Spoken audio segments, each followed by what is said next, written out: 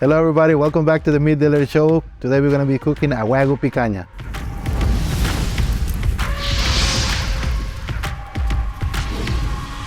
We're going to start with something very simple, and this is very critical when you're cooking picanha. You have to remove all the silver skin, all that extra fat that you don't need from the belly part.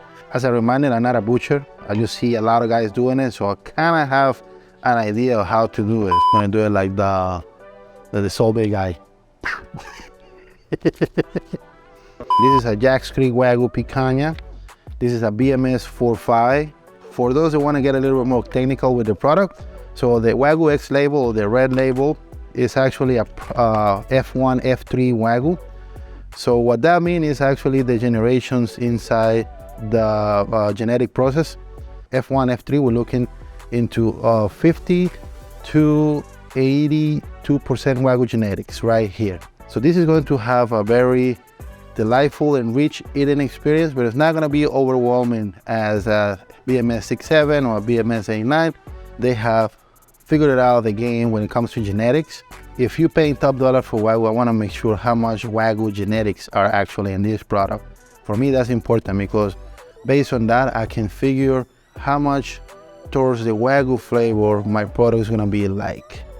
This is ready to cook as a roast. So once again, the idea is that we're gonna try to entertain our guests with one piece of picanha. So I'm gonna cut the tip of the picanha away, and I'm gonna do something else while the center part is gonna be cooking as a roast.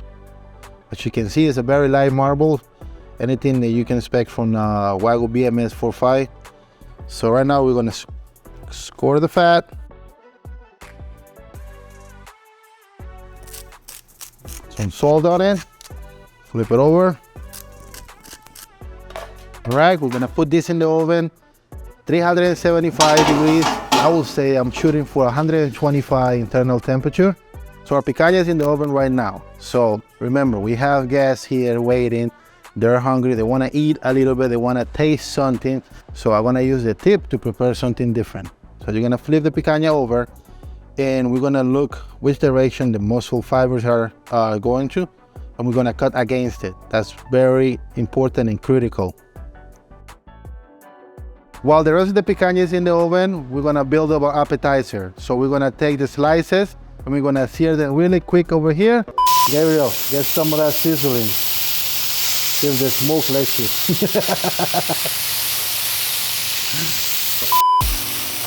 This is ready. So we're gonna build our little appetizer together. Very simple. Some rice.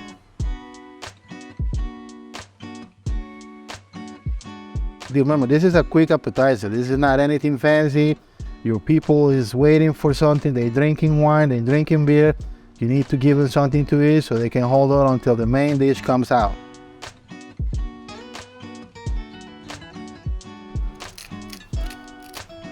Soy sauce, gotta be careful, I don't want to put too much. And then if you want, you can put some greens on it, make it look pretty. If not, no need to. I wanted to try it like that, and it's amazing.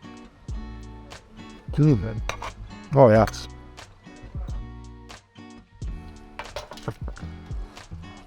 $98, so we still got at least another 20 minutes.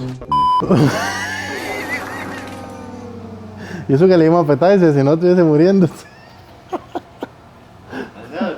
He's complaining, another 30 minutes. Okay, right now 45 minutes in. We are 98 Fahrenheit. I will say probably another 20 to 30 minutes and we'll check again.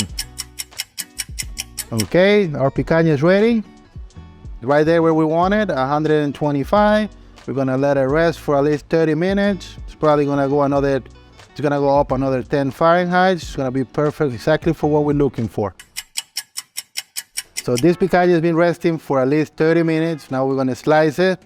Our crowd was hungry and was still complaining, even though we cut a piece off and we did appetizer off of it, but they were still complaining about it. So this is the important thing about doing, you know, what we're showing you right now. So it was a whole roast. We took the tip off, we made appetizer because we know this piece takes a while to cook. So now we're gonna slice it and we're gonna finish our feast. Look at this. Even though we let it rest for 30 minutes, Look at the juice is still coming out. So that's what I was telling you in the beginning, that sometimes 30 minutes is not even enough. I was actually afraid that I overcooked the picanha, but still nice and juicy. So this is an amazing roast for any party, any special occasion, just a regular gathering with your friends. You tell me. I'll try this. You see, this is the reason why I like Jack's Creek Picanha's lower score, because it's not so rich, it's not so overwhelming, so you can eat, you know, a lot of meat. A guy like me, a big guy, you know, you need a lot of meat. You can't just be full with one slice like this. This is amazing. Just like always, a little break. Ariel. A little bit. Looks good. I like your participation here. That's a pure point of view. Guys, I think this is an amazing way to cook picanha, especially if you're indoors.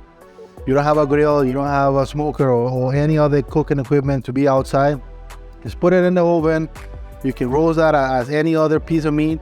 That little quick tip that I gave you about making an appetizer with the tip of the picanha is just amazing, you know. But even like that, my crowd they were not pleased. So, and they still were asking when it's gonna be ready, when it's gonna be ready. So it helps, but you know, still. All right, guys, crowd's hungry. I'm gonna start serving my friends right now. Thank you. Hey, don't forget to subscribe. We're gonna be doing more of this. The main idea is we're gonna have fun, and I hope you guys enjoy. Thank you. Try to make people happy. Well, there you go, guys.